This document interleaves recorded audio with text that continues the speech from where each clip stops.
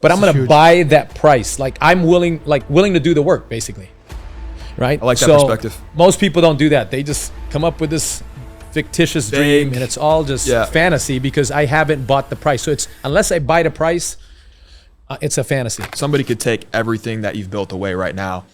As long as you're still breathing, you have that for the rest of your life. Yeah. But I'm curious, hypothetically, let's say somebody did take everything you have and you had to start over tomorrow.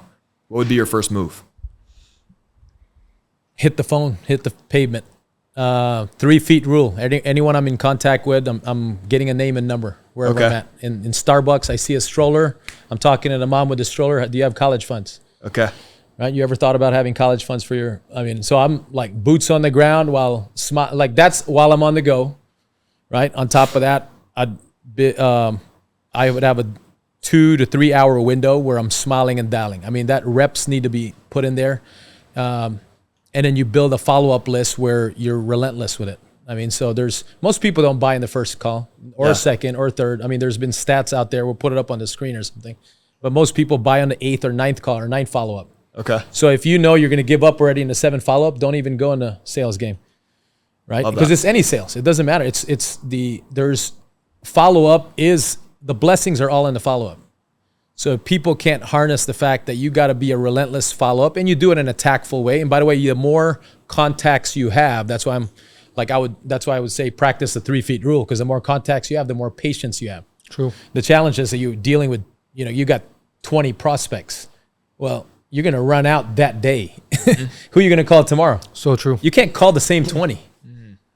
Yeah. Not to mention, it creates an abundance mindset. Yeah, I'd call anybody. I'd go online, and anybody that's posting their numbers is asking to be called. So I'd call a real estate agent. It's crazy value right there. I'd call anybody. Yep. People apply this, it's insane. It creates the abundance mindset, and then that's any business. I feel like when people are so transactional and not very relational, and they don't have the abundance of clients because they don't make the dials, because they don't speak to that many people, then what they become, and even their follow-up process is terrible because they have commission breath. They sound like they're transactional. They don't care about the client.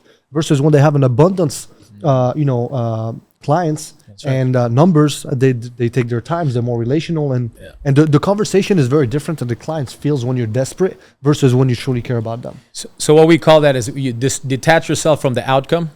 Like you don't look at people as sales or my mortgage payment or whatever the case might be. I think you can put it like one of the things that we taught over the years for the longest is like give away compliments, like sincere compliments to everybody as you meet people. And even if you don't get their number, you made somebody else feel better or made their day, enhanced their day. 100%. And it's you're stating facts, or at least what you see that's true at the moment.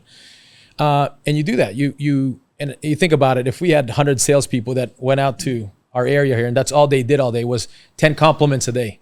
Yeah. How would the aura of the city would be lifted. So true. 100%. With no outcome of selling. The outcome was to make the world a better place. And so I know I'm going way over like the extreme on that side, but through the process, you will get what you want. 100%. And I mean, a compliment is value, right? That's a value that you're giving for free. Yep. And I mean, we talk about this all the time. People talk about sales calls. I don't do sales calls.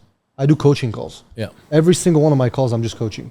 I'm just dropping value. I'm just trying to help identify the problem, provide a solution. Obviously, you're not giving them everything because you don't have time to do so, but you're giving them some value.